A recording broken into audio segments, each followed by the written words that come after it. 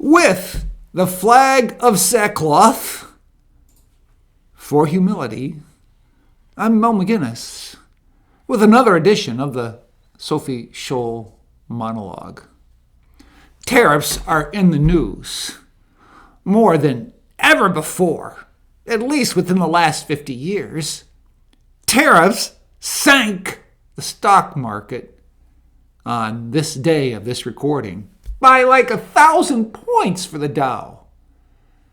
Tariffs are now being implemented in a way which have some saying this will sink America into a recession, while others, like President Trump, is saying this is Liberation Day.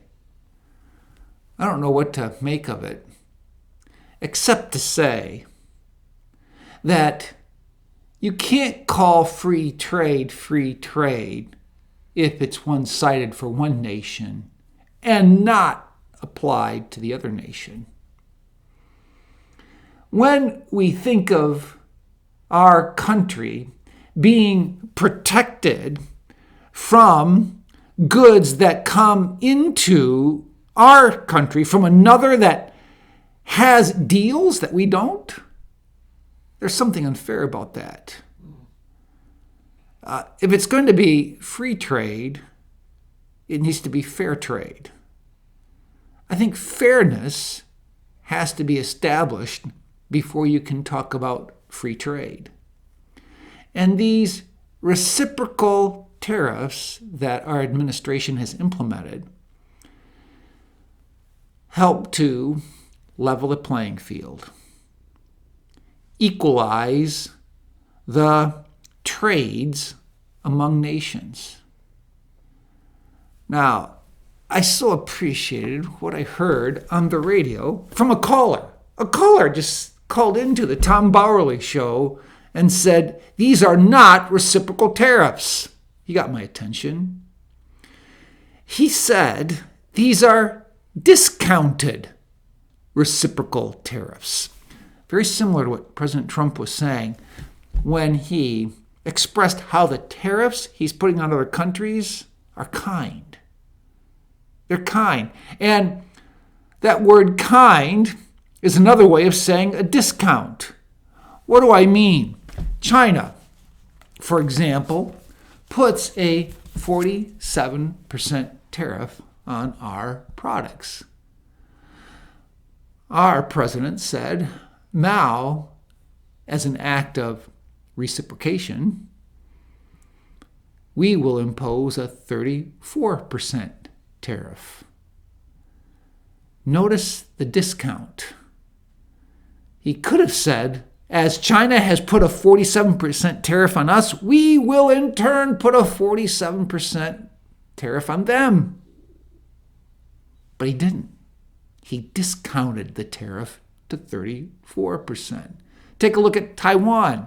Taiwan puts a 64% tariff on our goods to their country.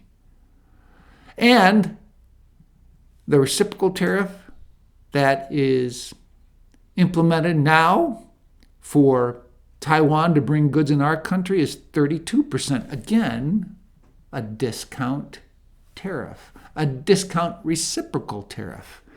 You see this as you notice the list of nations with tariffs significantly higher than the tariffs we will be putting on them. They get a discounted rate. I also feel like this will be used as a tool of leverage to negotiate. They can bring down their tariffs, and if they don't, well, we can continue to raise our tariffs. There are nations, though, that have very low tariffs. You see it with the country of Chile, Australia, Colombia, Peru, it goes on and on.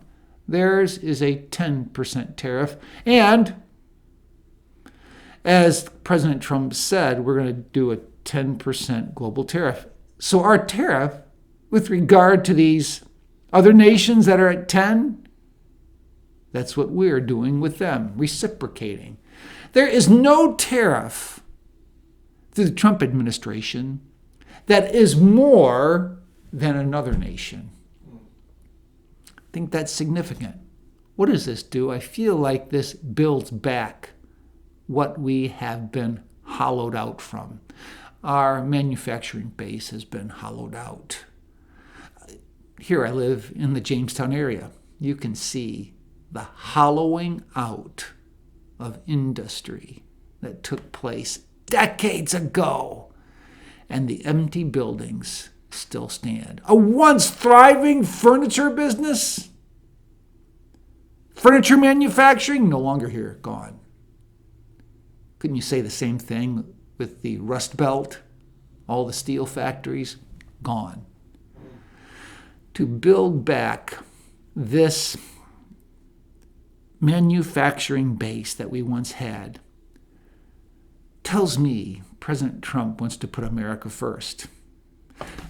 He's putting it ahead of globalism because we've had Democrats and Republicans think more globalistically than in America's best interests. So I think this is very consistent with what President Trump has done regarding his vision of America first. Will these tariffs work? I don't know. It's a huge risk. It could really cause fallout.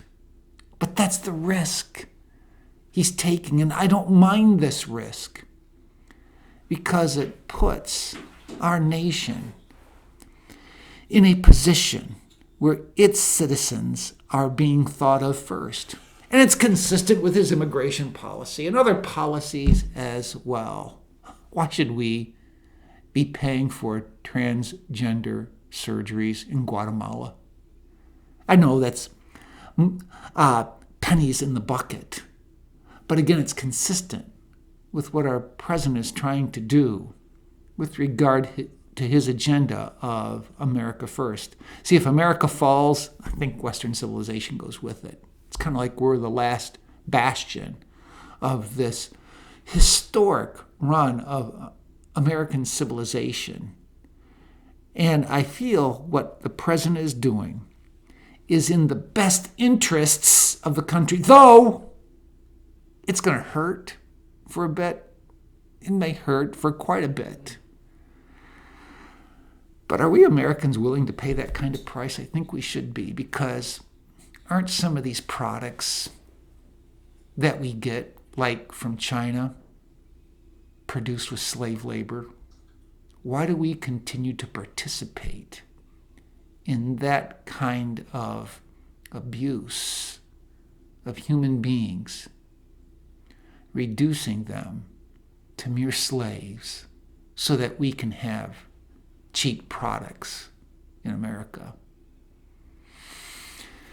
Well, unlike Tony Kornheiser, pardon the interruption, I cannot promise you that I'll do better the next time. And unlike Tony, who will fly another flag, I will fly the flag of sackcloth for humility.